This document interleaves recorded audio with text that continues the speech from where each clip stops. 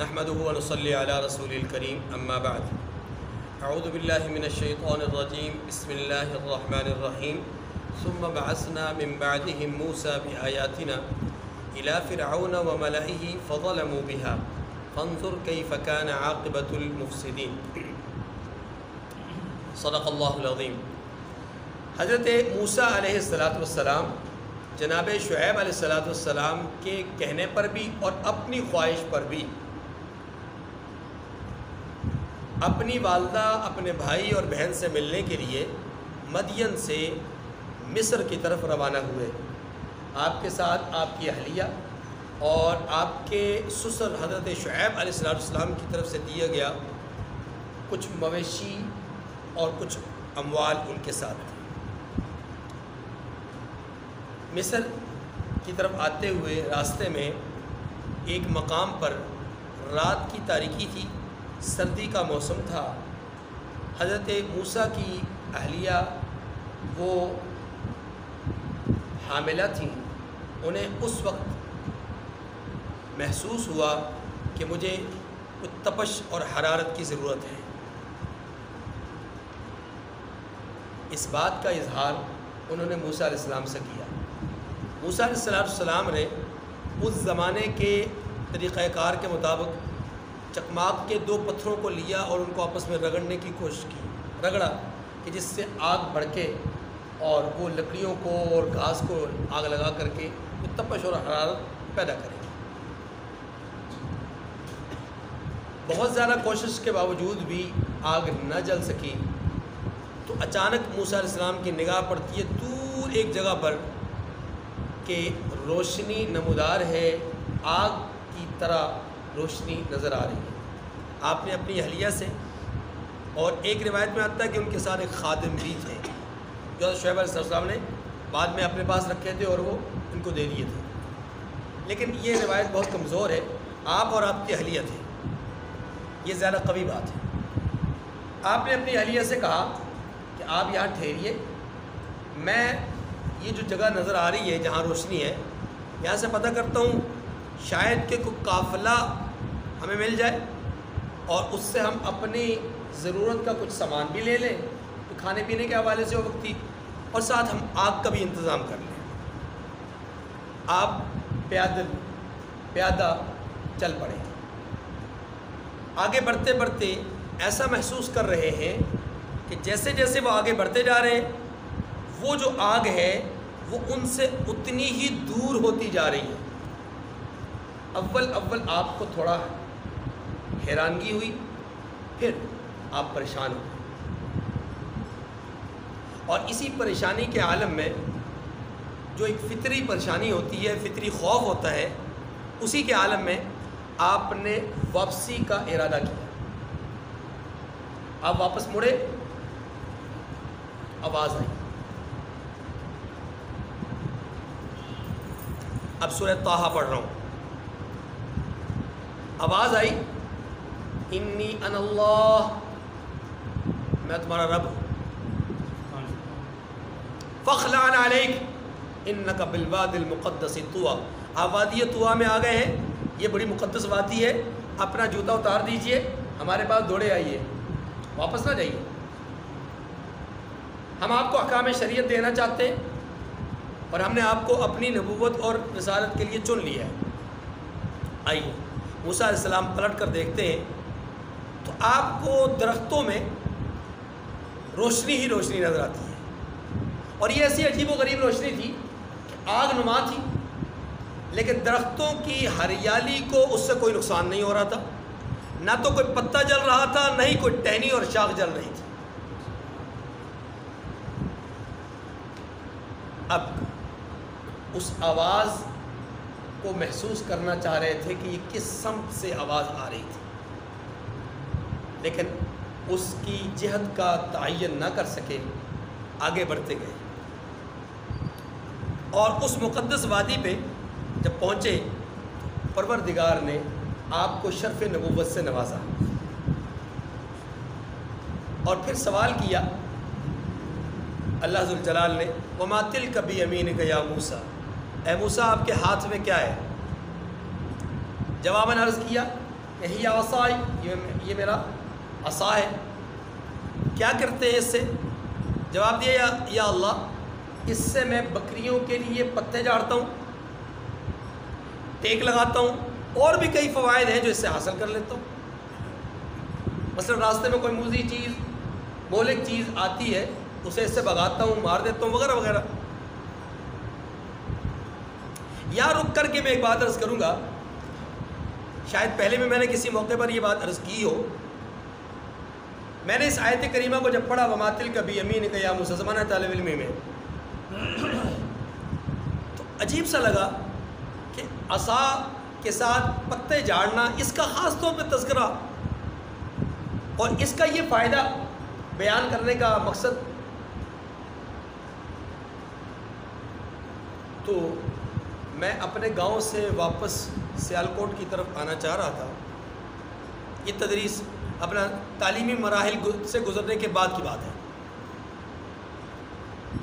ایک موقع پر ایسا ہوا کہ جب میں واپس آ رہا تھا تو ہمارا جو بس اسٹاپ ہے وہاں پر کافی دیر لگ گئی، بس کوئی نہ آئی، گاڑی کوئی نہ آئی۔ اچانک میری نظر پڑی ایک چرواہے پر، چرواہا بکریاں چراتے ہوئے بکریوں کا ریوڑ لے کر آ رہا تھا۔ اچانک میری نظر اس پہ پڑی تو وہ دوڑتا ہوا آگے بڑھا، باقاعدہ دوڑتا ہوا آگے بڑھا اور بکریوں سے کافی آگے نکل گیا، اور کافی آگے نکل کر کے اس نے اپنے ہاتھ میں موجود لمبا سا ایک ڈنڈا جو اس کے قد کاٹ سے بڑا تھا، وہ اس نے کنارے سے پکڑا اور ایک درخت کو مارنا شروع کر دیا، اس کے ٹہنیوں کو مارنا شروع کر دیا۔ اور جیسے اس نے مارنا شروع کیا تو درخت کے اوپر، یہ خزاں کا موسم تھا قریب قریب، تو اس نے جب مارا تو پتے جھڑنا شروع ہو گئے اور بکریاں دوڑ کر کے پہنچ گئی۔ اچانک بغیر سوچے سمجھے، بغیر غور کیے الفاظ ذہن میں آئے، وَمَا تِلْكَ بِيَمِينِكَ يَا مُوسَىٰ قَالَ هِيَ عَصَايَ أَتَوَكَّأُ عَلَيْهَا وَأَهُشُّ بِهَا عَلَىٰ غَنَمِي۔ یہ جو عصائے موسیٰ ہے اس کے بارے میں اللہ نے سوال کیا، اللہ کے پیغمبر نے جواب دیا کہ یا اللہ یہ فوائد اس سے حاصل کرتا ہوں۔ حکم ہوا اے موسیٰ آپ جائیے اور جا کر کے وقت کے ظالم اور جابر سلطان اور حکمران کو ہمارا پیغام توحید پہنچا دیجیے۔ عرض کی یا اللہ میری تو زبان میں لکنت ہے، میرے سینے کو کھول دیجئے، میرے لیے معاملے کو آسان کر دیجئے، زبان میں میری لکنت ہے، میری خواہش ہے کہ آپ میرے بھائی کو بھی میرا ساتھی بنا دیجئے تاکہ ہم مل کر کے آپ کا ذکر کر سکیں، آپ کا تذکرہ کر سکیں اور آپ کی جو توحید کا پرچار ہے وہ آسانی سے کر سکیں۔ آواز آئی اے موسیٰ آپ کی دعا قبول ہو گئی، لیکن یہ ہمارا احسان آپ پر پہلی دفعہ نہیں ہے۔ وَلَقَدْ مَنَنَّا عَلَيْكَ مَرَّةً أُخْرَىٰ، اے موسیٰ یہ احسان ہم پہلی دفعہ نہیں کر رہے، اس سے پہلے بھی ہم آپ پر احسان کر چکے ہیں۔ اور وہ احسان کیا تھا؟ صندوق میں ڈال کر کے دریا میں بحفاظت رکھنا اور اسی بادشاہ کے دربار میں پرورش دلانا کہ جس نے 70,000 بچوں کو صرف قتل ہی اس لیے کیا کہ ایک بچہ پیدا ہوگا اور جو میرا تخت کو تاراج کرے گا۔ اب موسیٰ علیہ السلام اللہ تبارک و تعالیٰ کی طرف سے پیغام لے کر کے آگے بڑھتے ہیں۔ ادھر اللہ تبارک و تعالیٰ نے جناب ہارون کو مرتبہ نبوت سے سرفراز فرما دیا اور ساتھ ان کو بذریعہ وحی یہ بات بھی بتلا دی کہ آپ کے بھائی چھوٹے بھائی موسیٰ آ رہے ہیں اپنی بیوی کے ساتھ اور اپنے مال مویشی کے ساتھ آ رہے ہیں، آپ دونوں نے مل کر کے فرعون کے پاس جانا ہے اور اسے دعوت توحید دینی ہے۔ ہارون علیہ السلام استقبال کے لیے باہر آئے، مصر سے باہر آ گئے اور آپ نے استقبال کیا، شاندار استقبال کیا اپنے بھائی کا، اور اس استقبال کے بعد موسیٰ علیہ السلام کو لے کر کے اپنی والدہ کے پاس گئے۔ والدہ سے بہن سے ملاقات ہوئی اور ایک دن قیام فرمایا۔ اگلے دن بحکم الہی آپ حضرت موسیٰ ہارون علیہ السلام کو لے کر کے فرعون کے پاس پہنچے۔ فرعون نے آپ کو دیکھتے ہی کہا، اے موسیٰ، آپ وہی ہیں نا جو ہمارے دربار سے، ہمارے شہر سے، ہمارے ملک سے بھاگ گئے تھے؟ آپ وہی ہیں نا جس نے ہمارے ایک آدمی کو قتل کیا تھا؟ آپ وہی ہیں نا جس پر میں نے احسان کیے تھے؟ اب فرعون فوری طور پر حملہ آور ہوتا ہے۔ موسیٰ علیہ السلام کہتے ہیں کہ اے فرعون، ہم آپ کے پاس آئے ہیں اللہ کا پیغام لے کر کے، اور اللہ رب العالمین ہے، اور رب العالمین کے اس پیغام کو تم تک پہنچانے کے لیے آئے۔ فرعون نے اپنے دائیں بائیں ساتھیوں کو دیکھا، درباریوں کو دیکھا، ان پر نظر ڈالی کہ یہ کیا ہے، یہ کیسی بات کر رہا ہے کہ میرے سوا بھی کوئی خدا ہے، میرے سوا بھی کوئی رب ہے؟ وما رب العالمین، رب العالمین کون ہے؟ اب سورہ شعراء پڑھ رہے ہیں۔ جناب موسیٰ علیہ السلام کہتے ہیں رب العالمین وہ ہے کہ جو مشرق اور مغرب کا رب ہے، جس نے تمہیں بھی پیدا کیا اور تم سے پہلے تمہارے آباء و اجداد کو بھی پیدا کیا، اولین و آخرین کو پیدا کرنے والا وہی ہے۔ فرعون نے موسیٰ علیہ السلام کے ان کلمات کو دیکھ کر کے آپ پر وہی جملے جو میں نے ابھی عرض کیے وہ کسے کہ آپ تو قاتل ہیں، آپ تو احسان فراموش ہیں، اور آپ ایسے ہیں اور ایسے ہیں، مفہومی ہیں۔ یا رک کر کے میں ایک بات عرض کروں گا کہ باطل جب اہل حق کو دیکھتا ہے اور وہ سمجھتا ہے کہ اب یہ حق والا اپنے آپ پہ آ گیا ہے، یعنی اپنا پیغام دینے کے لیے یہ کمر بستہ ہو گیا ہے، تو باطل پہلا طریقہ یہ اختیار کرتا ہے کہ ذات پر اٹیک کرتا ہے۔ جو پیغام لے کر آ رہا ہوتا ہے، جو دعوت دے رہا ہوتا ہے، اس کی ذات پر اٹیک کرتا ہے۔ یہی کام فرعون نے کیا کہ آپ یہاں سے بھاگے ہوئے ہیں، آپ احسان فراموش ہیں، آپ قاتل ہیں۔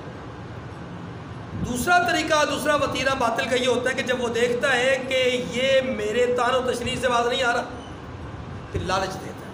پھر کیا دیتا ہے؟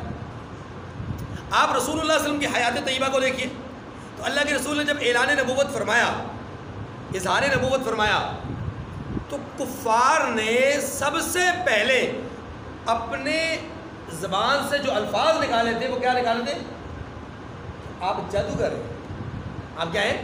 وہ ذات پر اٹیک کیا ہے، آپ کی صفات پر اٹیک نہ کر سکے، کیونکہ صفات میں تو وہ جانتے تھے آپ امین ہیں، صادق ہیں، لیکن آپ کی ذات پر آپ وہ اٹیک کرنے لگے، ایسی بات کہنے لگے جس سے دوسروں کو ان کی بات کی طرف کچھ آمادگی پیدا ہو۔ جب یہ بھی نہ ہوا، اگلا حملہ کیا ہوتا ہے؟ لالچ دینا۔ موسیٰ علیہ السلام کو بھی لالچ دی گئی، جناب رسول اللہ علیہ وسلم کے سامنے بھی لالچ کا پیغام آیا ابو طالب کے ذریعے سے کہ آپ بھتیجے سے کہیے آپ کو عورت چاہیے، آپ کو مال چاہیے، آپ کو اقتدار چاہیے، جو چیز چاہیے ہمیں بتائیے، ہم دینے کے لیے تیار ہیں۔ موسیٰ علیہ السلام کو بھی فرعون نے کہا کہ اے موسیٰ، آپ چاہتے کیا ہیں؟ جو آپ کی امنگ ہے، جو آپ کی تمنا ہے، جو آپ کی آرزو ہے، وہ بیان کیجیے، ہم آپ کی آرزو پوری کیے دیتے ہیں۔ آپ درمیان میں رکھنا نہ ڈالیے، ایک نیا پیغام اور نیا سلسلہ اور نئی جہت پیدا نہ کیجیے۔ تیسرا حملہ باطل کا کیا ہوتا ہے؟ دھمکی دینا۔ باطل جب دیکھتا ہے کہ لالچ سے بھی کام نہیں چلا تو پھر وہ دھمکی دیتا ہے۔ اب فرعون اس پر آ گیا۔ فرعون نے جب یہ دیکھا کہ ان کی ذات پر بھی اٹیک کارآمد نہیں ہوا اور ان کو لالچ بھی کارآمد نہیں ہوا، اب یہ ایک مجلس کی بات نہیں ہے، یہ کئی مجلسوں اور کئی نشستوں کے بعد کی بات، یہ 20 سال کا دورانیہ ہے۔ کتنا؟ 20 سال کا دورانیہ ہے جس کی میں بات کر رہا ہوں۔ خلاصہ موسیٰ علیہ السلام کو لالچ دیا گیا کہ آپ کو جو چاہیے ہمیں بتائیے، نہ مانے تو تب فرعون نے کہا کہ اے موسیٰ، آپ کے پاس دلیل کیا ہے؟ آپ کے پاس کوئی نشانیاں، کوئی ایسی چیز جو برہان کے طور پہ آپ پیش کر سکیں؟ تو موسیٰ علیہ السلام نے ان کو پہلی نشست میں بھی بتایا اور بعد میں بھی بتایا کہ مجھے اللہ نے 2 نشانیاں دے کر کے بھیجا ہے۔ وہ نشانیاں کیا ہیں؟ آپ نے پہلی نشانی ظاہر کی، اپنا عصا نیچے پھینکا زمین پر تو ایک اژدہا بن گیا، سارے درباری خوفزدہ ہو گئے۔ آپ نے اپنا ہاتھ اپنی بغل کے نیچے رکھا ایسے کر کے اور پھر نکالا تو وہ سفید دودھ کی طرح سفید تھا اور سورج کی روشنی کی طرح چمکدار آپ کہہ رہے ہیں، سفید اور چمکدار تھا، حالانکہ ہاتھ کو ہوا کچھ نہیں، کچھ لمحے کے لیے یہ صفت ظاہر ہوئی، پھر وہ صفت ختم ہو گئی۔ فرعون نے دائیں اور بائیں، آگے پیچھے اپنے درباریوں کو دیکھا اور ایک فاتحانہ نظر ڈالتے ہوئے کہا، اور اندر ہی اندر ڈرتے ہوئے، خوف کھاتے ہوئے، کہ یہ آدمی جادوگر ہے اور یہ جادو کے ذریعے سے تمہیں تمہارے شہر سے، تمہارے ملک سے نکالنا چاہتا ہے۔ یہ سورہ مومن پڑھ رہا ہوں، لہذا بتلاؤ اس کے ساتھ کیا کرنا چاہیے؟ جواب آیا جناب اس کا مقابلہ کیا جائے۔ فرعون نے کہا ہے موسیٰ آپ بتلائیے مقابلے کے لیے وقت کیا کون سا متعین کیا جائے، دن کون سا متعین کیا جائے کہ آپ کے اور ہمارے لائے ہوئے آدمیوں کے درمیان مقابلہ ہو۔ آپ بھی اپنے علم میں ماہر ہیں، وہ بھی اپنے علم میں ماہر ہیں، ماہرین کا آپس میں مقابلہ ہو، پتہ چل جائے گا کون فاتح ہے کون مغلوب ہے۔ موسیٰ علیہ السلام نے فرمایا جو تمہارے جشن کا دن ہے، جو تمہاری سلطنت اور مملکت کے اعتبار سے جو ایک خاص دن ہے، اس دن کو سبھی لوگ جمع ہو جائیں اور اس دن جو ہے ہم کر لیتے ہیں۔ اب یہ سال میں ایک وہ دن جو ان کی تہوار کا دن تھا، اس دن ایک مخصوص جگہ پہ سب کو جمع کیا گیا، ہزاروں جادوگر آئے، بعض روایات میں آتا ہے کہ 4000، بعض میں 400 کی تعداد بھی آتی ہے۔ اتنی تعداد میں لوگ جمع ہوئے اور یہ مصر کے چوٹی کے جادوگر تھے جو اپنے فن کے بہت ماہر تھے۔ جادو ایک فن ہے، جادو ایک فن ہے، یاد رکھیے، یہاں پر یہ سمجھ لیجئے کہ جادو سیکھنا قطعاً حرام ہے، جادو کرنا قطعاً حرام ہے، جادو کروانا قطعاً حرام ہے۔ اور اس میں اگلی بات، اگر جادو کے اندر ایسے الفاظ استعمال کیا جائے جو کفریہ ہوں تو پھر جادو کرنا کفر ہے۔ پھر جادو کرنا کیا ہے؟ پہلی صورت میں جادو کے کچھ شعبے ایسے ہیں کہ جن میں کفر نہیں ہوتا، حرام ہے وہ، کفر نہیں، لیکن کچھ شعبے ایسے ہیں جادو کے، کچھ اپنا اس میں علوم ایسے ہیں کہ جن میں جادو کفر بنتا ہے باقاعدہ، کیونکہ اس میں باقاعدہ طور پر شیطان کی پوجا کی بات ہوتی ہے، کفریہ کلمات ہوتے ہیں، کفریہ الفاظ ہوتے ہیں، قرآن پاک کی توہین اور بے ادبی کے معاملات ہوتے ہیں۔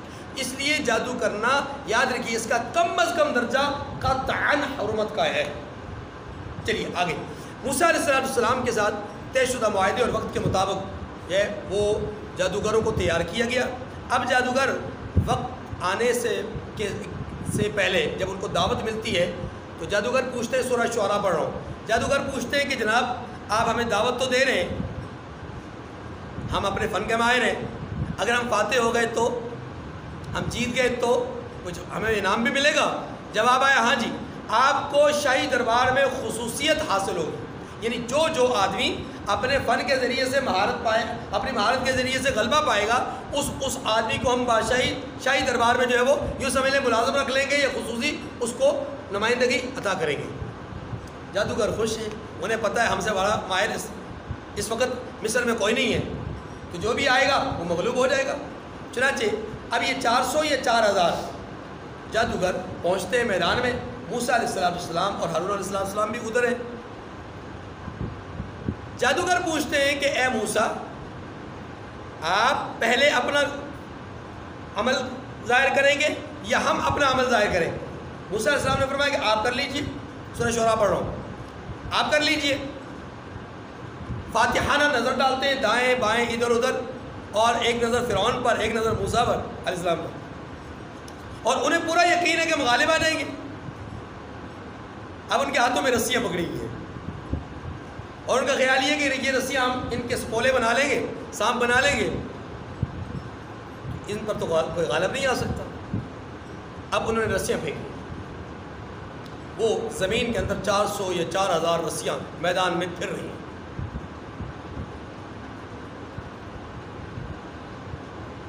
سورہ طٰہٰ میں آتا ہے حضرت موسیٰ علیہ السلام طبعی طور پر، فطری طور پر تھوڑا خائف ہوئے اور ایک دو قدم پیچھے ہٹے۔ حکم الہی ہوا، اے موسیٰ انک انت الاعلیٰ، آپ پریشان نہ ہو، آپ ان سے برتر ہیں، آپ ان سے بلند ہیں، آپ کا مقام بہت اونچا ہے، آپ کو ڈرنے کی ضرورت نہیں، لا تخف، آپ کو خوفزدہ ہونے کی ضرورت نہیں ہے۔ یاد رکھیے یہ نبی کا خوفزدہ ہونا فطری تھا، حقیقی نہیں، یہ بات میں پہلے بھی عرض کر چکا۔ ایک فطری خوف ہوتا ہے، ایک حقیقی خوف ہوتا ہے۔ نبی ہو یا غیر نبی، فطری طور پر کسی چیز سے خوفزدہ ہو جائے تو یہ شرک نہیں ہے، لیکن اگر غیر نبی ہو، نبی تو کبھی ایسا کر نہیں سکتا، غیر نبی ہو اور وہ حقیقتاً کسی چیز سے خوفزدہ ہو جائے تو پھر یہ شرک ہوتا ہے۔ پنکھا درمیان میں لٹک رہا ہے، چل رہا ہے، اچانک گرتا ہے، ہم سب لوگ جو ہے وہ ایک دفعہ اچھل جائیں گے، یہ اچھلنا یہ فطری عمل ہے۔ لیکن یہ سوچنا کہ پنکھے سے ہلاکت ہوگی، پنکھا ہی موت، پنکھے کے ذریعے سے موت ہے، اگر یہ سوچ لیا تو پھر یہ حقیقی طور پہ خوفزدہ رہنا ہے، اور حقیقی خوف صرف اللہ کا ہوگا، اللہ کے سوا کسی چیز کا نہیں ہو سکتا۔ یہ بات سمجھ آ گئی؟ خیر، موسیٰ علیہ السلام طبی طور پر خوفزدہ ہوتے ہیں، حکم الہی آتا ہے لا تخف انک انت الاعلی، آپ آگے بڑھیے، اپنا کام اپنا عمل ظاہر کیجئے۔ موسیٰ علیہ السلام اپنا عصا ڈالتے ہیں، اب وہ ایک اژدہا بنتا ہے، وہ سانپ تھے، یہ اژدہا۔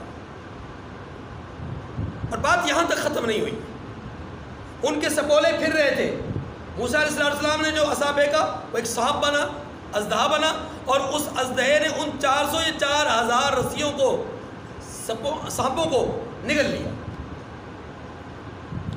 آپ یہ بات سمجھ لیجئے، یہاں پر یہاں جو بات جادوگروں کو اپنی طرف متوجہ کر رہی تھی نا، وہ کیا تھی؟ جادو کے ذریعے سے کسی چیز کی حیت، نقش اور صورت کو بدلا جا سکتا ہے، کسی چیز کو مٹایا نہیں جا سکتا۔ پانی کی باٹل ہے، اس کو جگ میں تبدیل کیا جا سکتا ہے، اس کو گلاس میں تبدیل کیا جا سکتا ہے، اس کو کسی پھول اور لکڑی کی صورت میں بدلا جا سکتا ہے جادو کے ذریعے سے، لیکن اس کے وجود کو ختم کر دیا جائے جادو کے ذریعے سے ایسا نہیں ہوتا۔ جادو چیزوں کی ماہیت کو اور چیزوں کی حیثیت کو بدل دیتا ہے، چیزوں کو ختم نہیں کر سکتا۔ موسیٰ علیہ السلام نے جب عصا پھینکا وہ اژدہا بن گیا، اس اژدہے نے ساری رسیوں کو نگل لیا، ان کا جادو ہو گیا ختم۔ موسیٰ علیہ السلام کے عصا نے ساری چیزوں کو نگل لیا۔ اب اس چیز نے سب کو جب نگلا، ان کے تمام علوم اور فنون کی کتابیں اور سینہ بسینہ جو علم تھا وہ سارا پیچھے چلا گیا، اور وہ جان گئے کہ یہ جادو نہیں ہے۔ جادو کی ایسی کوئی صورت نہیں ہے کہ 400 یا 4000 رسیاں نگل دی جائیں، ان کے وجود کو ہی ختم کر دیا جائے، یہ جادو نہیں ہے۔ یہ جادو بیک زبان کہنے لگے آمنا برب موسیٰ و ہارون، ہم موسیٰ اور ہارون کے رب پر ایمان لے آئے۔ اب فرعون جو ایک تماشا لگانا چاہتا تھا موسیٰ علیہ السلام کا اور ہارون علیہ السلام کا، اور پبلک کے سامنے اپنی ذلت اور رسوائی کو دیکھ کر کے پریشان ہو گیا۔ اسی پریشانی کے عالم میں، جسے کہتے ہیں نا باولا ہو کر کے، وہ جادوگروں کو مخاطب کر کے کہتا ہے آمنتم قبل ان آذنتمونی، میری اجازت سے پہلے تم نے جو ہے وہ ایمان قبول کر لیا، ابھی میں نے اجازت ہی نہیں دی تمہیں، میں نے تمہیں کہا ہی نہیں کہ اس کو مانو، اور تم میرے کہے بغیر تم نے ان کو مان لیا۔ انہ لکبیرکم الذی علم، مجھے تو ایسے لگتا ہے کہ جیسے یہ تمہارا استاد ہے۔ اندازہ کیجیے، باطل کا انداز دیکھیے۔ ابھی تھوڑی دیر پہلے یہ ان کو اپنے تخت پہ اپنے ساتھ بٹھانے کے لیے باتیں کر رہا تھا، ابھی تھوڑی دیر پہلے انہیں انعامات دینے کی باتیں کر رہا تھا، اور اب جب اس کو یہ سمجھ لگ گئی کہ یہ تو ایمان لے آئے تو اس نے ان کو کھری کھری سنانے شروع کر دی، اور پھر دھمکی دی۔ دھمکی کیا دی کہ سنو، تم اپنے ان الفاظ کو واپس لے لو، اور ان دونوں پر ایمان لانے کے بجائے اپنے پرانے دین پر آ جاؤ، ورنہ میں تمہارے ہاتھ پاؤں کاٹ کر کے تمہیں جو ہے وہ درختوں کے ساتھ لٹکا دوں گا۔ اب وہ جو پل بھر میں ایمان لائے تھے، وہ جنہوں نے حقیقت کو دیکھا تھا، وہ جو علمی طور پہ جانتے تھے کہ یہ جادو نہیں ہے، وہ جو سمجھتے تھے کہ یہ جادو سے ماورا کوئی چیز ہے، اب انہیں تو یقین کامل ہو گیا یہاں رک کر کے میں ایک بات اور عرض کر دوں. ہمارے استاد محترم حضرت مولانا فضل محمد صاحب یوسف زئی دامت برکاتہم العالیہ استاد حدیث ہے نیوٹن میں. آپ نے کئی دفعہ یہ جملہ کہا اپنے دروس کے دوران. فرمایا اگر سائنسدان اللہ کی الوہیت کو تسلیم کر لے اور حضرت محمد صلی اللہ علیہ وسلم کی نبوت پر یقین کر لے, یعنی مسلمان ہو جائے, تو حضرت فرماتے ہیں کہ یہ سائنٹسٹ, یہ سائنسدان جو ہے یہ ہم سے بڑے عالم ہیں. کیونکہ مظاہر قدرت کو جتنا یہ جانتے ہیں ہم نہیں جانتے. لیکن افسوس یہ ہے کہ انہوں نے مظاہر قدرت کو اپنے اسباب کی حد تک دیکھا ہے, مسبب الاسباب کی حد تک نہیں دیکھا. جس دن یہ اسباب سے آگے چلے گئے کہ ان کو بنانے والا, جوڑنے والا, تیار کرنے والا, ان کو پھیلانے والا, ان کو چلانے والا کوئی اور ہے.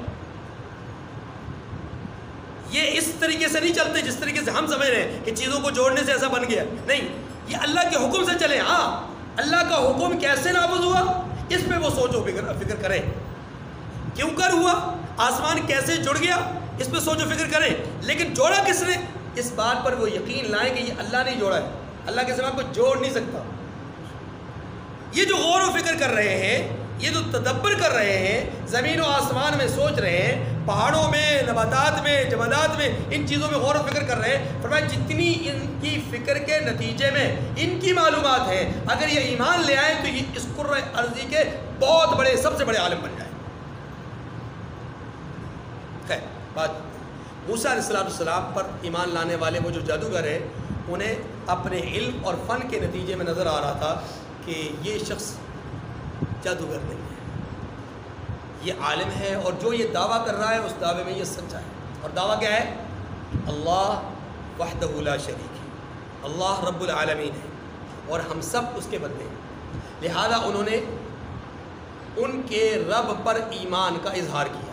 فرعون نے دھمکی دی, اور اسی دھمکی کے نتیجے میں فرعون نے اسی مقام پر, اسی جگہ پر لمحوں کے یہ مسلمان, ان 400 یا 4000 لوگوں کو اپنے سامنے بلوایا اور اپنے جلادوں سے کہہ کر کے ان کے ہاتھوں کو اور ان کے پاؤں کو کٹوا کر کے ان کو سولی پر لٹکایا. یہ نشان عبرت بنانے کی کوشش کر رہا تھا. کس کے لیے؟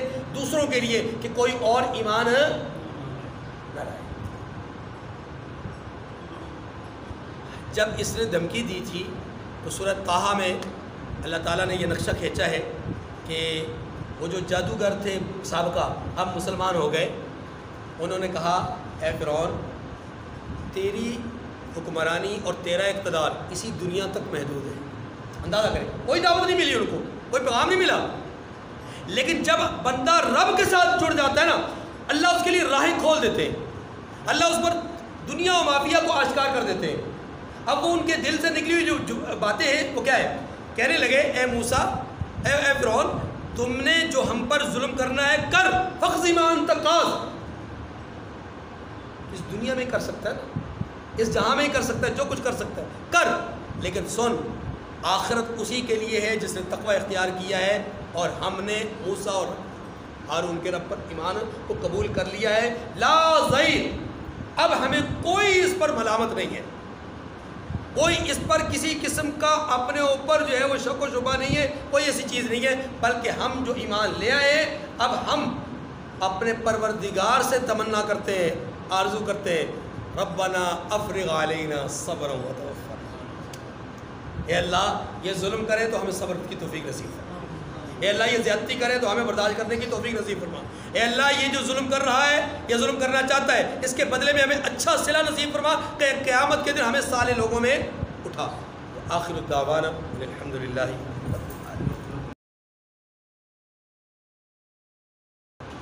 سیرت موسیٰ کے عنوان سے آج ہماری چوتھی نشست ہے.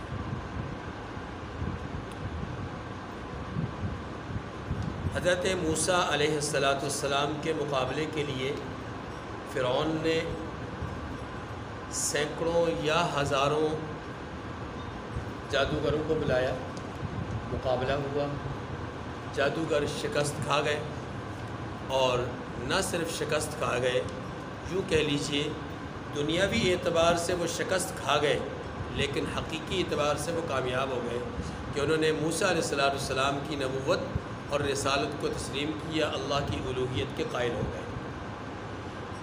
اسی توحید کے علم برداری کی وجہ سے، توحید کو قبول کرنے کی وجہ سے ان تمام نو مسلم، اب ہم جادوگر نہیں کہیں گے، ان تمام نو مسلم لوگوں کو فرعون نے اپنی طرف سے ایک زبردست قسم کی مشکل میں ڈالا، ہاتھ پاؤں ان کے کاٹے، درختوں پر لٹکایا، انہیں قتل کر کے شہید کر کے درختوں پر لٹکا دیا۔ خیال یہ تھا فرعون کا، اس طرح کر لینے سے باقی لوگ عبرت کا نشان بن جائیں گے، باقی لوگوں کے لیے یہ عبرت کا نشان بن جائیں گے اور کوئی ایمان نہیں لائے گا۔ ہوا بھی ایسے کہ ان کو شہید کر لینے کے بعد قبطی قوم موسیٰ علیہ السلام سے دور رہنے لگے۔ بنی اسرائیل پہلے سے ہی موسیٰ علیہ السلام کے حامی تھے، ظاہر ہے یہ ان کی حمایت میں آواز اٹھانے والے تھے۔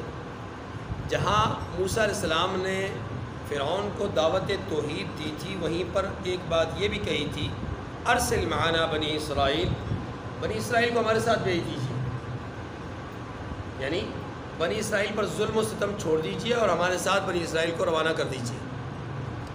اس دعوت اور پیغام کے نتیجے میں بنی اسرائیل تو موسیٰ علیہ السلام کے حامی ہو گئے، لیکن قبطی موسیٰ علیہ السلام کے حامی نہ ہوئے۔ جو جادوگر تھے ان کا تعلق بھی قبطی قوم سے تھا۔ جب وہ مسلمان ہو گئے انہیں فرعون نے سخت قسم کی سزا دی۔ اب اس سزا کو دیکھ کر کے باقی قبطی سہم گئے۔ ایک عرصہ بیت گیا، باوجود اس کے کہ بار بار موسیٰ علیہ السلام انہیں دعوت توحید دے رہے ہیں، یہ قبول کرنے کے لیے تیار نہیں۔ اب اللہ ذوالجلال نے بنی اسرائیل میں مبعوث اس نبی کو جو معجزات عطا فرمائے ہیں، پہلے ان معجزات کو سمجھ لیجئے، پھر قبطی قوم پر عذاب کو جان لیجئے۔ موسیٰ علیہ السلام کو جو معجزات دیے گئے، قرآن مجید نے اس کو 9 آیات سے یاد کیا ہے۔ وَلَقَدْ آتَيْنَا مُوسَىٰ 9 آیات بینات، ہم نے موسیٰ کو 9 نشانیاں دی ہیں۔ نشانیوں سے مراد یہاں پر معجزات ہیں۔ تو موسیٰ علیہ السلام کو 9 معجزات ملے اس آیت کریمہ کی روشنی میں۔ وہ 9 معجزات کیا تھے؟ حضرت عبداللہ ابن عباس رضی اللہ تعالیٰ عنہ کی روایت ہے۔ نمبر 1 عصائے موسیٰ، نمبر 2 ید بیضاء، نمبر 3 موسیٰ علیہ السلام کی زبان کی لکنت کا دور ہو جانا، نمبر 4 دریا میں فرعون اور اس کے ساتھیوں کا غرق ہو جانا، نمبر 5 ٹڈی دل جو ایک خاص طور پہ ایک چھوٹا سا وہ کیڑا ہے، اس کا عذاب مسلط ہو جانا، اور اسی عذاب کو دوسری شکل میں معجزے کے طور پہ ہے، وہ بھی انشاءاللہ ہمارے سامنے تفصیل سے آ جائے گا۔ نمبر 6 خون کا معجزہ، نمبر 7 مینڈکوں کا معجزہ، نمبر 8 جوؤں کا معجزہ، اور نمبر 9 عذاب طوفان کا معجزہ۔ یہ وہ معجزات ہیں جو اللہ تعالیٰ نے موسیٰ علیہ السلام کو عطا فرمائے۔ انہی معجزات میں سے کچھ معجزات وہ ہیں کہ جو ایک طرف عذاب ہے تو دوسری طرف معجزہ بھی ہے۔ اس تفصیل کو جاننے سے پہلے ایک بات یہ بھی ذہن نشین فرما لیں کہ موسیٰ علیہ السلام کو 2 طرح کی نشانیاں عطا کی گئیں۔ موسیٰ علیہ السلام کو 2 طرح کی نشانیاں عطا کی گئیں۔ نمبر 1 وہ نشانیاں جو خالصتاً معجزات تھے اور ان کا عذاب یا جزا کے ساتھ کوئی تعلق نہیں تھا۔ نمبر 2، وہ نشانیاں جو ایک فریق کے لیے عذاب ہیں تو دوسرے فریق کے لیے وہ معجزہ ہے، نشانی ہے۔ یہ 2 طرح کی نشانیاں اس وقت کی ہیں کہ جب موسیٰ علیہ السلام 2 قوموں میں موجود ہیں۔ جب یہی پیغمبر ایک قوم میں رہ جاتے ہیں، ایک قوم ہلاک ہو جاتی ہے، دوسری قوم میں آپ رہتے ہیں، اس وقت بھی آپ کو معجزات عطا کیے گئے، اس وقت بھی نشانیاں عطا کی گئیں، لیکن وہ نشانیاں عذاب نہیں تھیں، وہ نشانیاں وارننگ تھیں، وہ نشانیاں تنبیہ تھیں۔ اس بات سمجھیے۔ تو اب گویا کہ معجزات، گویا کہ موسیٰ علیہ السلام کی جو نشانیاں ہیں، جو دی گئی ان کو نشانیاں ہیں، وہ 3 طرح کی ہو گئیں۔ نمبر 1 خالص معجزات، نمبر 2 عذاب، نمبر 3 تنبیہات۔ جو خالص معجزات تھے وہ تین تھے۔ نمبر 1 عصائے موسیٰ، خالص معجزہ تھا، یہ کوئی عذاب نہیں، کوئی کسی کے لیے جزا نہیں۔ نمبر 2 ید بیضا، یہ خالص معجزہ تھا، نہ کسی کے لیے عذاب نہ کسی کے لیے جزا۔ نمبر 3 لکنت کا دور ہونا، یہ حضرت موسیٰ علیہ السلام کی اپنی ذات کے لیے مفید تھا، لیکن نہ کسی قوم کے لیے جزا نہ کسی قوم کے لیے عذاب، البتہ معجزہ تھا کہ زبان کے اندر ایک لکنت تھی وہ دور ہو گئی۔ ٹھیک ہے۔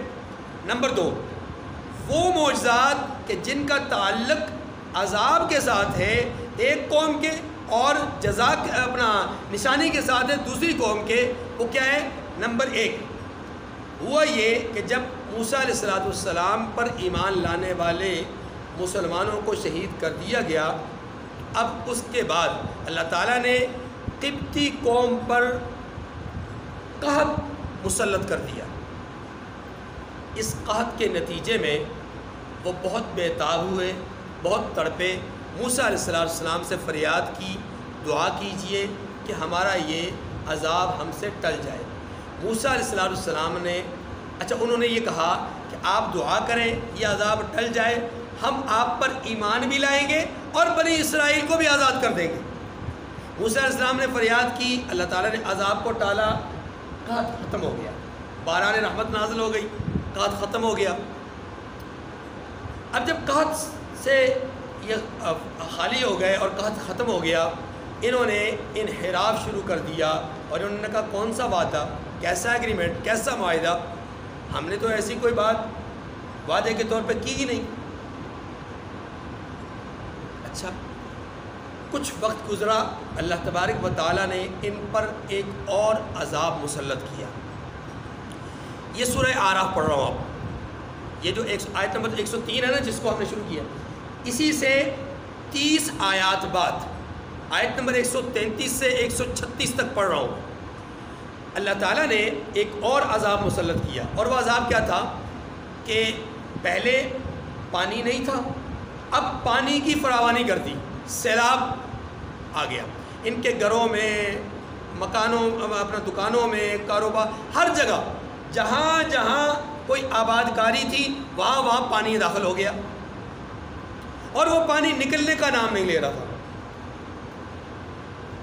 اب ظاہر سی بات ہے، آپ جانتے ہیں کہ جب اس طرح کی سچویشن ہو تو کتنی مشکلات ہوتی ہیں، جیسا کہ ہمارے بہت سارے علاقوں میں اب اس وقت سیلاب آیا ہوا ہے اور ہمارے بہت سارے بھائی پریشان حال ہیں۔ فریاد کی بشمول فرعون کے، قبطیوں نے فریاد کی کہ اے موسیٰ آپ دعا کیجئے، ہم ایمان لائیں گے، بنی اسرائیل کو آزاد کر دیں گے، آپ دعا کیجئے۔ اچھا جب پہلا عذاب مسلط ہوا تھا تو موسیٰ علیہ السلام نے جب دعا کی، انہوں نے انحراف کیا، تو اس وقت موسیٰ علیہ السلام نے ایک بد دعا کی تھی، اے اللہ اس عذاب سے، اس تنبیہ سے یہ باز نہیں آئے، اب انہیں ایسے عذاب میں مبتلا فرما کہ جو ان کے لیے عذاب ہو، میری قوم کے لیے عبرت ہو، میری قوم کے لیے نشانی ہو، اور آنے والی انسانیت کے لیے عبرت کا نشان بنے۔ 3 باتیں کی، ان کے لیے عذاب، میری قوم کے لیے نشانی، آنے والی قوم کے، آنے والے لوگوں کے لیے عبرت کا نشان، اور وہ عذاب آ گیا، اس کو سیلاب کہتے ہیں۔ سیلاب آیا، اب یہ بہت پریشان، موسیٰ علیہ السلام کے پاس حاضر، دعا کی، درخواست کی، موسیٰ علیہ السلام نے وعدہ بھی کیا، موسیٰ علیہ السلام نے دعا کی، اور اس دعا کے نتیجے میں عذاب ٹل گیا۔ 7 دن تک مسلسل پانی ان کے گھروں میں اور ان کی آباد کاریوں میں رہا۔ 7ویں دن ان کی دعا سے پانی ختم ہو گیا، ایسے جیسے کسی ہول کو کھول دیا جائے اور پانی فوراً چلا جائے، پانی ختم ہو گیا۔ اب جب پانی ختم ہوا تو وہ جو کھیتیاں تھیں، وہ جو زمینیں تھیں جو پانی کی وجہ سے خراب ہو گئیں، اب اس کے بعد انہیں ایسا لگا، چونکہ کاشتکار تھے، کھیتی باڑی جانتے تھے، انہیں ایسا لگا کہ اب ہماری کھیتیاں زیادہ زرخیز ہو جائیں گی۔ تو فرعون اور اس کے ساتھیوں نے ایک بات کہی، ہمارے ہاں بھی ایک صاحب نے ایک بات کہی ہے سیلاب کے متعلق، فرعون اور اس کے ساتھیوں نے یہی بات کہی تھی۔ وہ کیا بات تھی کہ جناب یہ سیلاب تو ہمارے لیے، یہ پانی تو ہمارے لیے عذاب نہیں تھا، یہ تو ہمارے لیے مفید ہے۔ اللہ کی قسم یہ الفاظ کہتے ہیں، یہ پانی ہمارے لیے مفید۔ موسیٰ علیہ السلام جو کہتے ہیں نا یہ تمہارے اوپر عذاب ہے، کوئی عذاب نہیں ہے، یہ تو پانی ہمارے لیے مفید تھا، ہماری کھیتیوں کو اس نے سرسبز و شاداب بنا دیا، اس نے تو ہماری کھیتیوں کو زرخیز بنا دیا ہے، اس لیے ہم موسیٰ پر ایمان لانے والے نہیں ہیں، اس میں موسیٰ کا کوئی کمال نہیں ہے، ہم نہ تو بنی اسرائیل کو آزاد کریں گے اور نہ موسیٰ علیہ السلام پر ایمان لائیں گے۔ یہ دوسرا عذاب اور اس سے انحراف۔ 7 دن تک یہ عذاب رہا، پھر 3 ہفتے مسلسل ان پر کوئی عذاب نہیں آیا، کوئی مشکل نہیں آئی، 3 ہفتے تک یہ فل انجوائے کرتے رہے۔ 3 ہفتے کے بعد اللہ تبارک و تعالیٰ نے ایک عذاب ان پر مسلط کیا، اور وہ کیا عذاب تھا کہ ان کی جو کھیتیاں تھیں، ان کا جو فصل اگی ہوئی تھی، اسی فصل کو جو ٹڈی دل ہے، ایک جو کیڑا سا ہوتا ہے، وہ کیڑا لگ گیا اور اس کیڑے نے ان کی پوری فصل کو تباہ و برباد کر دیا، کھڑی فصل کو تباہ و برباد کر دیا۔ 7 دن تک مسلسل ان کی کھیتیاں تباہ ہو گئیں، اور یہ روتے ہوئے موسیٰ علیہ السلام کے پاس آئے کہ اے موسیٰ کچھ کیجئے، ہمارا تو سارا کا سارا اناج تباہ ہو گیا، ہماری تو ساری کی ساری فصلیں تباہ ہو گئیں۔ موسیٰ علیہ السلام نے دعا کی، انہوں نے وعدہ کیا ایمان لائیں گے، ہر دفعہ یہی وعدہ کرتے تھے ایمان لائیں گے اور بنی اسرائیل کو آزاد کر دیں گے، یہ 2 باتیں کرتے تھے۔ موسیٰ علیہ السلام نے دعا کی، اب جب دعا قبول ہو گئی، عذاب ٹل گیا، اور وہ جو پرندہ تھا یا وہ جو کیڑا تھا وہ ختم ہو گیا، چلا گیا، انہوں نے فوراً یہ کہا کہ موسیٰ تو جادوگر ہے، موسیٰ تو جادوگر ہے، یہ جادو کرتے ہیں، ہمارے اوپر کوئی نہ کوئی مشکل آ جاتی ہے۔ 3 ہفتے تک مسلسل مزید کوئی عذاب نہیں آیا، انہوں نے انحراف کر دیا۔ 4تھا عذاب، ان کے تمام کھانے پینے کی چیزوں میں خون پیدا ہو گیا، پانی اٹھاتے ہوتا پانی، جو ہی اسے پینے کے لیے قریب کرتے وہ خون بن جاتا۔ کھانا سامنے رکھا ہوا، بالکل کھانا ہے، صاف ستھرا شفاف کھانا ہے، اسی کھانے کو نوالا بناتے تو وہ خون بن جاتا، نہ کھا سکتے ہیں نہ چھوڑ سکتے ہیں، روئے چیخے چلائے موسیٰ ہمارا کچھ کیجئے، ہم تو مر گئے، تباہ ہو گئے، برباد ہو گئے۔ اب عذاب کی شکل دیکھیے، میں نے عرض کیا کہ یہ اس قوم کے لیے عذاب ہے، لیکن اسی کے ساتھ دوسری قوم جس کو بنی اسرائیل کہتے ہیں ان کے لیے عذاب نہیں ہے۔ یا میں عرض کر دوں کیسے کہ جب قحط آیا تو اللہ نے بنی اسرائیل کو اس قحط کے عذاب سے محفوظ کیا، ان کے گھروں میں اتنا اناج تھا کہ انہیں تکلیف نہیں تھی۔ جب پانی کا سیلاب آیا تو صرف قبطیوں کے گھر میں، قبطیوں کے مکانات میں، قبطیوں کی دکانوں میں آیا، بنی اسرائیل کے مکانات میں اور ان کی آباد کاریوں میں نہیں آیا۔ وہ جو ٹڈی دل پرندہ ہے یا اپنا کیڑا ہے وہ ان کی فصلوں میں آیا، ان کی فصلوں میں نہیں آیا۔ ایک ہی دسترخوان پہ اللہ کی قدرت دیکھیے، نشانی ایسی کہتے ہیں اسے معجزہ بھی کہتے ہیں کہ ایک ہی دسترخوان پر بیٹھے ہوئے ایک ہی برتن سے دو لوگ کھانا کھا رہے ہیں، ایک قبطی ہے ایک اسرائیلی ہے۔ یہ جو قبطی ہے یہ نوالا اٹھاتا ہے تو خون بن جاتا ہے، اور وہ جو بنی اسرائیلی ہے وہ نوالا اٹھاتا ہے آرام سے منہ میں ڈال دیتا ہے، وہ کھانا ہی کھانا ہوتا ہے۔ اسے کہتے ہیں معجزہ۔ میں یہ عذاب آیا، روئے چیخے چلائے، وعدہ کیا ایمان لائیں گے، بنی اسرائیل کو چھوڑ دیں گے، لیکن عذاب جب ٹل گیا موسیٰ علیہ السلام کی دعا سے پھر بھی ایمان نہیں لائے۔ 3 ہفتے تک مسلسل عذاب سے معمون رہے۔ حضرت عبداللہ ابن عباس رضی اللہ عنہ فرماتے ہیں کہ ایک عذاب سے دوسرے عذاب کے درمیان اللہ تعالیٰ نے 3 ہفتے کا وقت دیا، مہلت دی، سدھر جاؤ، بعد آ جاؤ، اپنے ان کرتوتوں سے، اپنی ان بدعمالیوں سے باز آ جاؤ، ٹل جاؤ، لیکن نہیں ٹلتے تھے۔ اللہ نے 5واں عذاب بھیجا۔ وہ کیا تھا؟ 5واں عذاب تھا مینڈکوں کا۔ اتنا عجیب و غریب قسم کا یہ عذاب تھا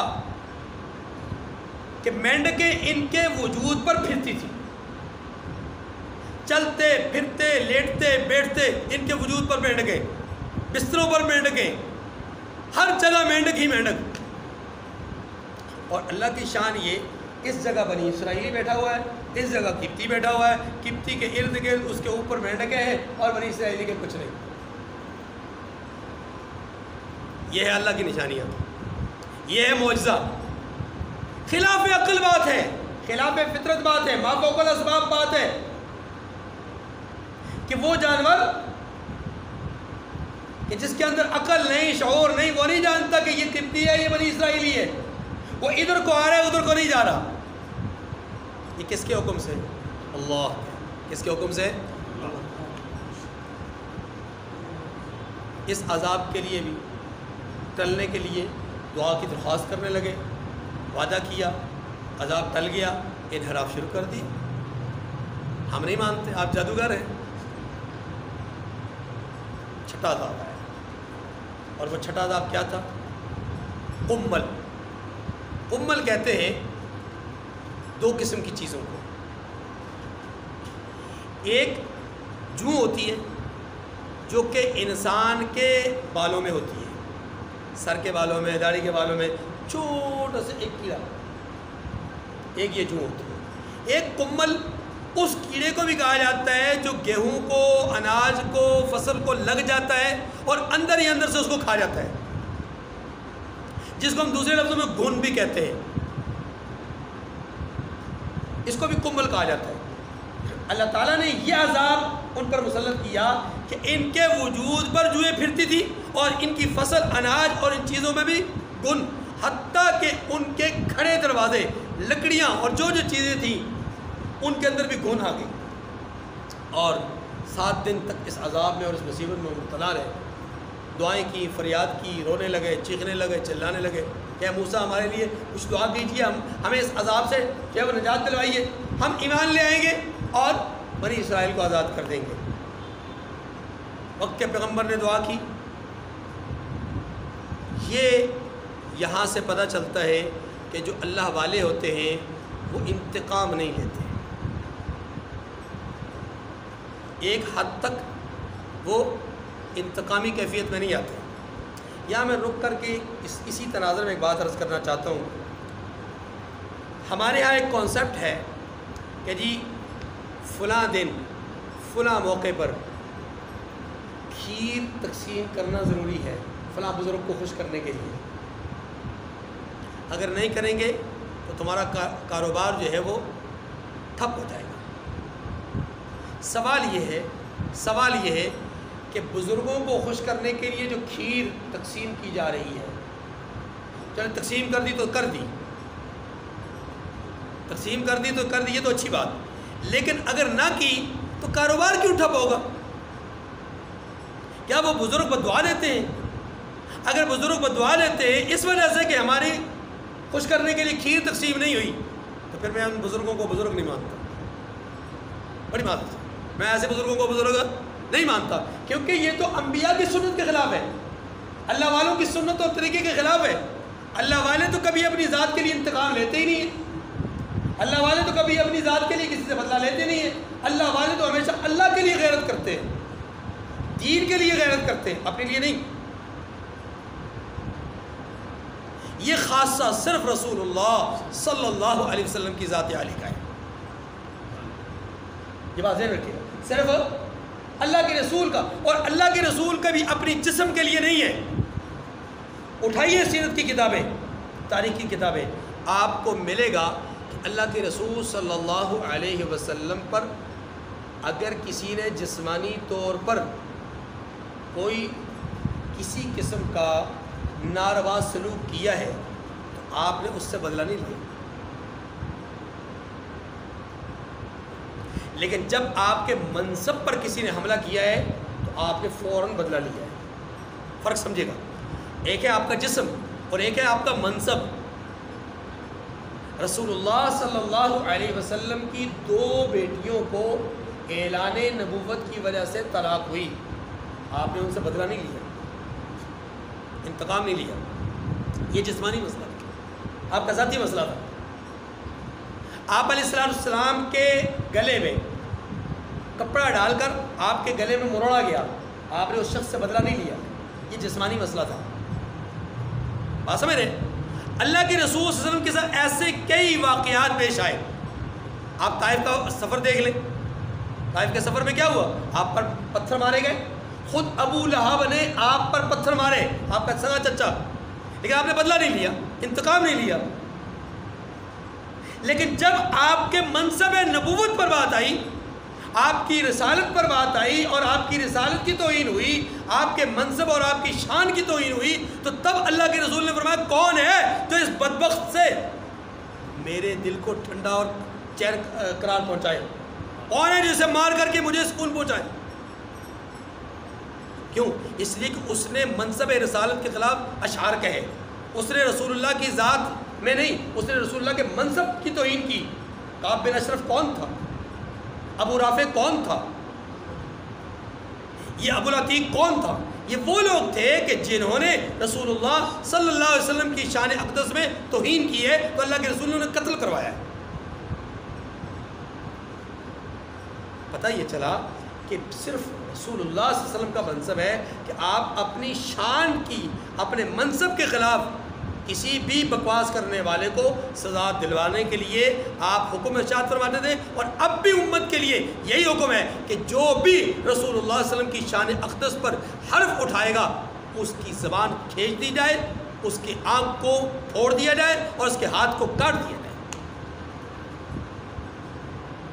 لیکن عام اولیاء اللہ تو ایسا نہیں کرتے, ان کا تو یہ طریقہ ہی نہیں ہے, ان کا تو یہ منصب ہی نہیں ہے. اس لیے ہمارے یہاں یہ جو کانسیپٹ ہے نا کہ فلاں ناراض ہو جاتے ہیں تو کاروبار ختم ہو جاتا ہے, فلاں بھائی کیوں ناراض ہو جاتے ہیں؟ وہ ناراض نہیں ہوتے, وہ ناراض نہیں ہوتے. یہ ہمارا اپنا خیال ہے کہ وہ ناراض ہو جاتے ہیں, وہ ناراض نہیں ہوتے. بھائی اللہ کو راضی کرو, اللہ کے سارے بندے راضی ہو جائیں گے. اللہ کو ناراض کرو گے سارے بندے راضی ہو جائیں تب بھی کوئی فائدہ نہیں. اور چلیے موسیٰ علیہ السلام قوم کو سمجھاتے ہیں, بجھاتے ہیں, ان سے عہدوں پہ مان لیتے ہیں, وہ مان لیتے ہیں, پھر بعد میں انکاری ہو جاتے ہیں. اب یہ چھٹا عذاب تھا جو کہ قبطی قوم پر آیا, اور ایک طرف یہ عذاب ہے, دوسری طرف بنی اسرائیل کے لیے یہ ایک قسم کی نشانی ہے کہ ان کو دیکھیے انہیں اس عذاب سے اللہ نے دور کیا ہوا ہے. اب موسیٰ علیہ السلام اللہ کے دربار میں گویا ہوئے کہ پروردگار ربنا انک آتیت فرعون وملأہ زینۃ واموالا فی الحیاۃ الدنیا. اے اللہ تو نے ان کو بڑی دولت دی ہے, طاقت دی ہے, بڑی قوت دی ہے, یہ اس دولت کے نشے میں تجھ پر ایمان نہیں لاتے, یہ اپنے جاہ منزلت اور مرتبت کی نشے میں دھت ہو کر کے تجھ پر ایمان لانے والے.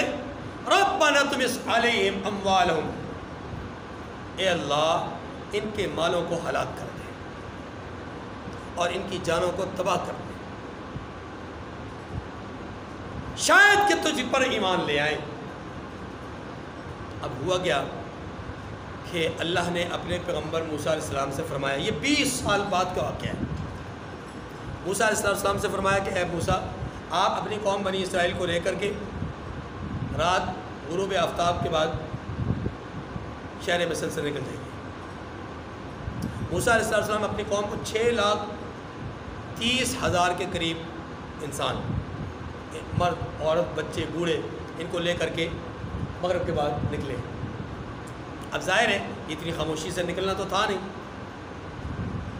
کہ چھپ کر کے نکل جاتے، 5-10 لوگ تو تھے نہیں، 6,30,000 32,000 انسان تھے۔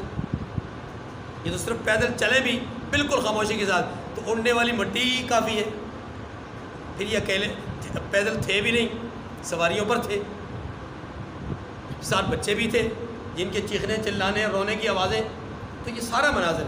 تو آپ نے پہلے سے ہی اپنی قوم کو بتلا دیا کہ اپنے ارد گرد رہنے والے قبطیوں کو بتا دینا کہ ہم جا رہے ہیں اور ہم اپنے لیے ایک جو تقریب ہے یا ایک اپنے لیے ایک جو ہے وہ پروگرام ہے اس میں ہم جو ہے وہ شریک ہونا چاہتے ہیں،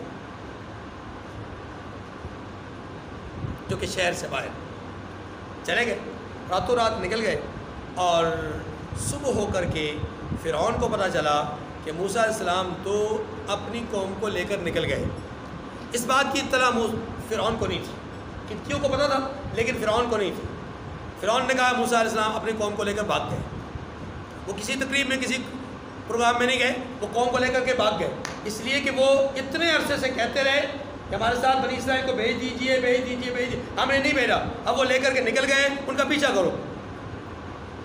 لاکھوں افراد پر مشتمل فرعون اور اس کے سپاہی اور فوج موسیٰ علیہ السلام کے تعاقب میں نکل گئے صبح طلوع آفتاب کے بعد۔ چلتے چلتے چلتے بحیرہ قلزم، جس کو حمراء جس کو کیا کہتے ہیں اس کو دریائے نیل کہتے ہیں، دریائے نیل کے بالکل قریب بنی اسرائیل پہنچے۔ ابھی دریا کچھ فاصلے پر تھا، پیچھے سے گھوڑوں کی دوڑنے کی آواز آئی، مٹی اور گرد و غبار اٹھ رہا تھا۔ بنی اسرائیل نے دیکھا آگے دریا ہے، پیچھے ایک لشکر آ رہا ہے، تو فوراً کہنے لگے، اب سورہ شعراء پڑھ رہا ہوں 19واں پارہ، کہنے لگے یا موسیٰ انا لمدرکون، اے موسیٰ ہم تو پکڑے گئے، ہم تو مارے گئے۔ آگے دریا ہے، آگے چلتے ہیں، دریا میں غرق ہوتے ہیں، رکتے ہیں تو فرعون مارتا ہے، لگتا ہے پیچھے فرعون کا لشکر ہے، کیونکہ اس سے بڑا لشکر، ایسا لشکر کسی اور کا ہو ہی نہیں سکتا، یہ فرعون کا ہی لشکر ہے۔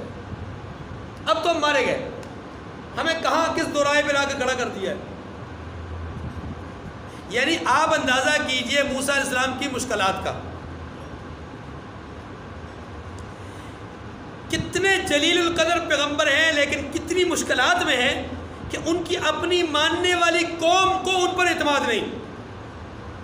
اور آفرین ہے، خراج عقیدت ہے، سلام عقیدت ہے صحابہ کرام کو کہ اللہ کے رسول صلی اللہ علیہ وسلم فرماتے ہیں کہ نکلو، مدینہ سے نکل پڑے، یا رسول اللہ کدھر جانا ہے؟ پوچھا ہی نہیں، کیوں جانا ہے؟ پوچھا ہی نہیں، کتنے دنوں کے لیے جانا ہے؟ پوچھا ہی نہیں، کس کے تعاقب میں جانا ہے؟ پوچھا نہیں، کسی سے لڑنے جانا ہے؟ پوچھا نہیں، کچھ لینے جانا ہے؟ پوچھا نہیں، چل پڑے۔ ایک دور منزل پہ دوراہے پہ کھڑا کر دیا، اندازہ کیجیے، دوراہے پہ کھڑا کر دیا، فرمایا یہ ایک راستہ، ایک یہ ہے آپشن، ایک آپشن یہ ہے، یہ آپشن یہ یہاں آپشن یہ ہے کہ ایک تجارتی قافلہ آ رہا ہے، چاہو تو اس تجارتی قافلے کو لوٹ لو، بہت سارا سامان ملے گا، بہت سارا مال و متاع ملے گا، 1000 کے قریب اونٹ ہیں سامان سے لدے ہوئے۔ ایک آپشن یہ ہے، ادھر 1000 کے قریب انسان ہیں جو تم سے لڑنے کے لیے آ رہے ہیں،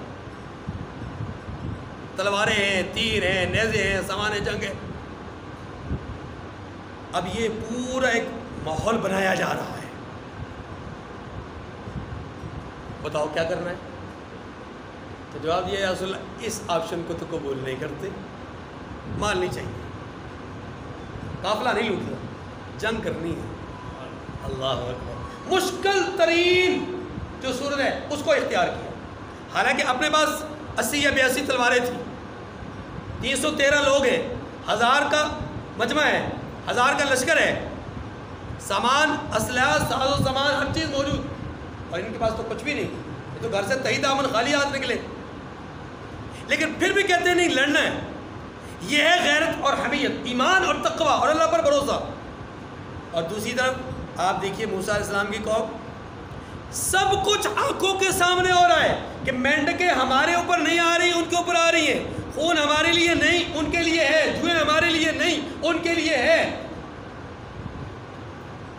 سیلاب جیسا پانی جو کسی کے لیے کوئی راستہ نہیں دیکھتا وہ ہمارے لیے نہیں ہے ان کے لیے ہے, ہمارے گھروں کو تباہ نہیں کر رہا, ان کے گھروں کو تباہ کر رہا ہے. سب کچھ اپنی آنکھوں سے دیکھنے کے باوجود ابھی اللہ کی ذات پر بھروسہ اور اعتماد پورا نہیں, اس کے پیغمبر پر اعتماد اور بھروسہ پورا نہیں. کیا کہتے ہیں, یا موسیٰ انا لمدرکون, ہم تو پکڑے گئے, ہم تو مارے گئے. جناب موسیٰ علیہ السلام ان کو کہتے ہیں پریشان نہیں ہونا, ان ربی معیہ یا ان معیہ ربی سیہدین, میرے ساتھ میرا رب ہے وہ میری رہنمائی کرے گا. اللہ اکبر. اللہ کے پیغمبر کی زبان سے بھی اللہ نے وہ الفاظ ادا کروائے کہ جو کمال بلاغت اور کمال فصاحت کے. 6 لاکھ سے زیادہ انسان ہیں,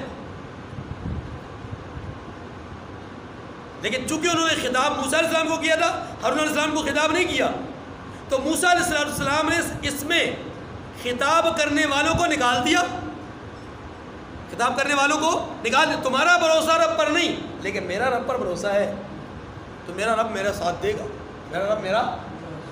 اور یاد رکھیے یہاں پر یہ نقطہ یاد رکھیے, بنی اسرائیل بچے موسیٰ علیہ السلام کی وجہ سے. بعض اوقات یہ ہوتا ہے کہ کوئی آدمی, کوئی لشکر, کوئی گروہ, اس کا اپنا ذاتی وصف کچھ نہیں ہوتا, وہ کسی اللہ والے, کسی نیک آدمی, کسی صالح کے ساتھ نسبت رکھنے کی وجہ سے بچ جاتا ہے. بنی اسرائیلی کے بچنے کی وجہ یہ تھی, بنی اسرائیلیوں کے بچنے کی, ورنہ موسیٰ علیہ السلام نے جو جملہ کہا تھا وہ اپنے لیے کہا, ان معیہ ربی سیہدین, میرا رب میرے ساتھ ہے, وہ میرا راستہ مجھے دکھائے گا. اب اللہ نے کیا کیا, اے موسیٰ فاضرب بعصاک الحجر بعصاک البحر, اے موسیٰ آپ اپنا عصا بحر میں ماریے, سمندر میں ماریے. موسیٰ علیہ السلام نے عصا مارا, وہی عصائے موسیٰ, اور جب وہ عصا مار دیا تو سمندر کے اندر 12 راستے بن گئے. یہ 12 قبیلے تھے, 12 خاندان تھے, 12 قبیلے تھے. موسیٰ علیہ السلام نے ان سے کہا کہ اے میری قوم کے لوگوں, ہر ایک قبیلہ, ہر ایک خاندان ایک ایک راستہ منتخب کر لے اور اس راستے میں چلے. اللہ کی شان یہ ہے, حدیث میں آتا ہے کہ اللہ تعالیٰ نے اس پانی کو ایسا بنا دیا جیسے بالکل صاف ستھرا شیشہ ہوتا ہے. 12 راستوں پہ چلنے والے انسان ایک دوسرے کو بآسانی دیکھ رہے تھے. اگر یہ بیچ میں ایسی باڑ ہوتی, ایسی رکاوٹ ہوتی کہ ایک طرف جانے والے دوسری طرف جانے والوں کو نہ دیکھ رہے ہوتے تو یہ پریشان ہی رہتے. پتہ نہیں ہمارے وہ جو قبیلے کے لوگ ہیں ان کا کیا حال بنا ہوگا, ہر آدمی پریشان ہوتا, 12 کے 12 قبائل کے لوگ پریشان رہتے. اللہ نے کسی ایک کو بھی پریشانی میں مبتلا نہیں کیا, اور سب ایک دوسرے کو دیکھتے ہوئے ہنستے مسکراتے کھلکھلاتے ہوئے جا رہے ہیں. اور چلتے چلتے چلتے جب نصف دریا سے اس پار چلے گئے تو ادھر فرعون پہنچ گیا. اول فرعون کے دل میں رعب اور دبدبہ بیٹھا, خوف پیدا ہوا, اس کے لشکریوں کے دل میں بھی خوف پیدا ہوا. پھر فرعون نے اپنے آپ پہ قابو پایا, فرعونیت جاگ اٹھی, اس نے کہا لوگوں سنو, دیکھو میرے رعب اور دبدبے کی وجہ سے دریا نے بھی راستہ چھوڑ دیا. میں نہ کہا کرتا تھا کہ یہ جو اپنا دریا ہے, یہ جو نہریں ہیں, یہ جو کھیتیاں ہیں, یہ جو زمینیں ہیں, یہ کس کی ہیں؟ میری تو ہیں. اب دیکھیں میں آیا یہاں پر تو میرے لیے راستہ چھوڑ دیا. آج بھی لوگ اوٹ پٹانگ باتیں کرتے ہیں. ذرا بھی کسی نے اس وقت نہیں سوچا کہ محترم آپ یہی بتا دیجئے, اگر یہ آپ کے ہی حکم سے ہونا ہوتا تو آپ کے جو دشمن ہیں ان کے لیے تو راستہ نہ بنتا. پہلے تو راستہ ان کے لیے بنا نا. اللہ کی شان یہ کہ اب یہ دریا کے اندر داخل ہوئے, اور چلتے چلتے چلتے اس طرف سے اللہ نے آخری بنی اسرائیلی کو نکال دیا, اور اس طرف سے آخری قبطی اندر داخل ہو گیا. ایک دوسرے کو دیکھ رہے تھے, ہنس رہے تھے، موجے کر رہے تھے، ہے جی. اور فرعون بھی بظاہر تمطراق کے ساتھ اور بڑی شان و شوکت کے ساتھ آوازیں کس رہا تھا، لیکن اندر اندر سے خوف زدہ تھا. وہ جانتا تھا کہ یہ میرے حکم سے نہیں ہوا، یہ کوئی نیا ہی عذاب ہے کہ نئی مشکلات ہیں. اچانک جب یہ سلسلہ آگے بڑھا کہ لوگ چلتے رہے تو دریا کا پانی ہلنا شروع ہو گیا. جو ہی دریا کے پانی نے ہلنا شروع کیا فرعون سمجھ گیا. فرعون نے کہا آمنت برب موسیٰ و ہارون، میں موسیٰ اور ہارون کے رب پر ایمان لے آیا. موسیٰ علیہ السلام کی وہ فریاد یاد ہے، اے اللہ آپ نے فرعون اور اس کے ساتھیوں کو مال و دولت دے رکھا ہے، یہ مال و دولت کے نشے میں غرق ہو کر کے آپ پر ایمان لانے والے نہیں. آپ ان سے مال چھین لیجئے، ان کی جانوں کو تباہ کر دیجئے، ہو سکتا ہے کہ یہ آپ پر ایمان لائیں. اب وہ وقت آ گیا جب ان کا مال ختم، اب ان کو نظر آ رہا ہے کہ مصر ہم سے نکل گیا، ان کو نظر آ رہا ہے کہ جان کے لالے پڑ گئے. اب ان کی زبان سے نکل رہا ہے آمنت برب موسیٰ و ہارون، ہم موسیٰ اور ہارون کے رب پر ایمان لائے. تب آواز آئی غیب سے، الآن وقد عصیت قبل وکنت من المفسدین، اب ایمان لاتا ہے، اس سے پہلے تو فساد کرنے والوں میں تھا. فَالْيَوْمَ نُنَجِّيكَ بِبَدَنِكَ لِتَكُونَ لِمَنْ خَلْفَكَ آیَةً. یہ سورہ یونس پڑھ رہا ہوں. آج ہم تیرے بدن کو بچائیں گے، تجھے نہیں، تیرے بدن کو بچائیں گے، اور اس کو نشانی بنا کر کے آنے والی انسانیت کے لیے بطور عبرت رکھیں گے. اللہ کی شان یہ ہے، اللہ کی شان یہ ہے کہ آج وہی فرعون تقریباً 2100 سال سے زیادہ عرصہ گزر چکا ہے، بلکہ 2600 سال سے زیادہ عرصہ گزر چکا ہے. اتنا طویل عرصہ گزرنے کے باوجود اس کی لاش آج بھی مصر کے میوزیم میں پڑی ہے. اللہ نے نشان عبرت بنا کے رکھا ہے. یہ ہے وہ جو کہا کرتا تھا انا ربکم الاعلی. دیکھو ذرا اس کی حالت. باقی بات اگلی نشست میں